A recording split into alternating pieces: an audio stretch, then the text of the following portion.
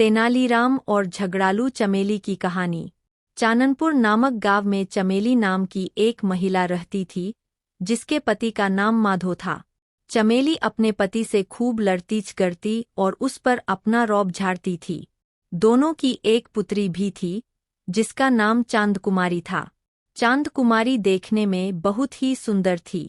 इतनी सुंदर व योग्य होने के बावजूद भी कोई उससे शादी नहीं करना चाहता था। इसका एकमात्र कारण थी चांदकुमारी की मां चमेली। गांव में हर कोई चमेली के झगड़ालू व्यवहार के बारे में जानता था। वहीं तेनालीराम अपनी बुद्धिमानी के कारण बेहद प्रसिद्ध थे। उनकी इस प्रसिद्धि के कारण कई लोग उनसे जलते भी थे। एक दिन ऐसे ही ईर्ष्या करने वाले लोगों में से एक व्यक्ति उनके घर आया। वह तेनाली से कहने लगा कि चाननपुर गांव में चांदकुमारी नाम की बहुत ही रूपवती लड़की रहती है। वह उस सुंदर कन्या का रिश्ता तेनालीराम के भाई के लिए लेकर आया है। वह आदमी चाहता था कि विवाह पश्चात चांदकुमारी भी अपनी मां की तरह अपने पति पर रौब झाड़े और उसे डराकर रखे। यह सोच मन में लिए ही वह तेनाली के यहाँ आया था, लेकिन वह इस बात से अनजान था कि तेनालीराम का कोई भाई था ही नहीं। तेनालीराम को उस आदमी की खराब नीयत का पता शुरू में ही लग चुका था, क्योंकि वे भी चमेली के झगड़ालू आदत के बारे में पहले से ही जानते थे। तेनाली ठहरा अति बुद्धिमान। उसने नाटक करते हुए लड़की के बारे में और जानकारी ली। अंत में रिश्ते के लिए हामी भरी और उस आदमी को चाय पानी पिलाकर विदा किया। अब परेशानी यह थी कि विवाह के लिए तेनालीराम को एक भाई की आवश्यकता थी, क्योंकि वह विवाह के लिए हाँ कर चुका था। उसकी तलाश में तेनाली दूसरे गांव की ओर चल पड़े। वह युवक की तलाश कर ही रहे थे कि उन्हें रास्ते में एक परेशान युवक मिला। जब तेनालीराम ने उसकी परेशानी का कारण पूछा तो उसने जवाब दिया, मैं काम की तलाश में हूँ। क्या आपके पास मेरे लिए कोई भी काम होगा? तेनाली ने उसे काम देने का वादा किया और कहा, इसके बदले में तुम्हें मेरी इच्छानुसार विवाह करना होगा। तुम निश्चिंत रहो, क्योंकि जिस लड़की से मैं तुम्हारी शादी करवाना चाहता हूँ वह बहुत ही सुंदर व योग्य है। यह सुनकर वह युवक खुश हो गया।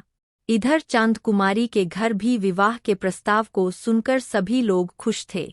जल्दी से पंडित को बुलाकर विवाह की तारीख पक्की की गई और तैयारियां शुरू हो गई। बड़ी धूमधाम से चांदकुमारी का विवाह संपन्न हुआ। विदाई का समय आया तो चांदकुमारी की मां चमेली ने अपनी पुत्री के कान में कहा, बेटी, मैं तुम्हारे पिता को रोज डरा धमकाकर अपने नियंत्रण में रखती हूँ।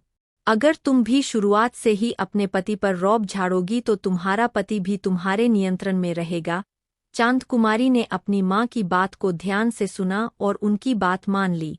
चमेली ने अपने पति माधो को भी कहा कि वह भी थोड़े दिन अपनी पुत्री के यहाँ हो आए। धीरे धीरे समय बीता और चांदकुमारी को यह एहसास हुआ कि उसके पति व तेनालीराम बहुत ही अड़ियल व रूखे स्वभाव के हैं, लेकिन फिर भी वह किसी न किसी बात पर हर रोज अपने पति से लड़ ही लेती थी और अपने गुस्से का प्रदर्शन भी कर देती थी। इधर माधो भी वही रह रहा था, तो तेनालीराम ने उसे दूध, घी, बादाम आदि पौष्टिक भोजन खूब खिलाया और कुछ ही महीनों में उसे तगड़ा बना दिया।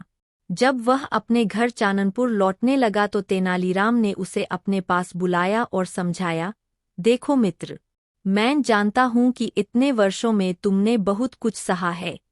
अगर तुम शुरुआत से ही अपनी पत्नी से डरने के बजाय उसके बातों और गुस्से का उल्टा जवाब देते और उसे समझाते तो आज यह नौबत नहीं आती है। इसलिए अब वक्त आ गया है जब तुम्हें हिम्मत दिखाकर अपनी पत्नी के गुस्सैल स्वभाव को ठीक करना होगा। अब तुम्हें खुद पता है कि तुम्हें क्या करना है। तुम्हें खुद ही अपनी मदद करनी होगी। माधो तेनालीराम की बात समझ गया। उसने उन्हें शुक्रिया कहा और अपने घर की ओर रवाना हुआ। जब वह घर पहुंचा तो चमेली उसे देखकर बेहद खुश हुई। उसने अपने पति का खूब आदर सत्कार तो किया, लेकिन फिर वह उस पर रौब झाड़ने के बहाने ढूंढने लगी। ऐसा सोचते हुए वह जैसे ही अपने पति पर चिल्लाने के लिए आगे बढ़ी कि इतने में उसके पति ने उसे खरी खोटी सुनाना शुरू कर दिया। वह उस पर खूब गुस्सा करने लगा। उसकी बातें सुनकर सारे पड़ोसी वहां आ गए। सबने माधो को शांत कराने की कोशिश की, लेकिन माधो का गुस्सा 7वें आसमान पर था। इतनी बातें सुनकर चमेली को सबक मिल चुका था। उसकी आंखें भर आई थी। उसे पता चल गया था कि जब कोई किसी को बुरा बोलता है या उसका सम्मान नहीं करता तो कितना दुख होता है।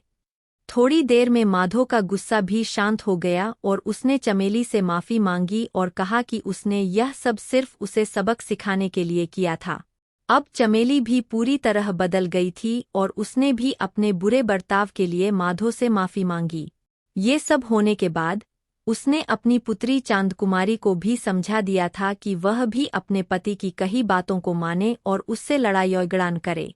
साथ ही उसने अपनी बेटी को यह भी कहा कि किसी भी रिश्ते में स्नेह और सम्मान होना बहुत जरूरी है। अपनी मां से यह सब सुनने के बाद चांदकुमारी भी अपने पति के साथ आदर सम्मान और खुशी खुशी अपना जीवन व्यतीत करने लगी। कहानी से सीख। इस कहानी से हमें यह सीख मिलती है कि हमें कभी भी अपने माता पिता, भाई बहन, दोस्तों व प्रियजनों को कम नहीं आंकना चाहिए, बल्कि उनके साथ प्रेम व विश्वास से अपना जीवन खुशी खुशी बिताना चाहिए। किसी भी रिश्ते में आपसी समझ और मान सम्मान बहुत जरूरी होता है।